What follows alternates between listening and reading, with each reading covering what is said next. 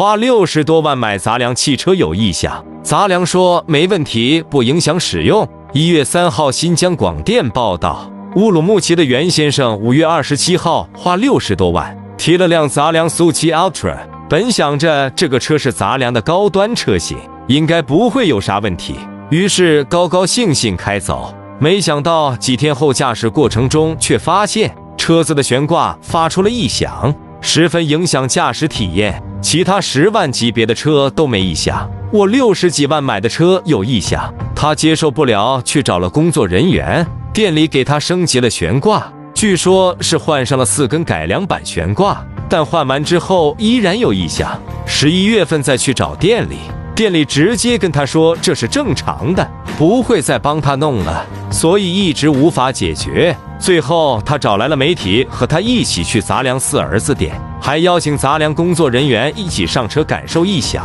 本以为有媒体有镜头有录播有记者在，事情应该可以解决了，没想到工作人员先是承认他的车确实有异响，但接下来的话雷翻了记者和车主。他说虽然有异响，但是不影响正常使用，不影响正常驾驶呀，而且他们店里的试驾车也有异响，这个很正常。好家伙，这意思是暗示车主当初试驾时就听到异响了，但你还坚持买，就是你车主自己的问题吗？别的几万块的车都没异响，就你们的车有，还要让消费者强行接受，这是正常的吗？袁先生无奈向市场监管部门投诉。更离谱的来了，部门要求杂粮方出示他们的车没问题的证据材料，杂粮方也提供了，把空气悬挂方面的检测报告都上交了，最后都确认是合格的，所以官方确认杂粮车没问题。好家伙，这就是说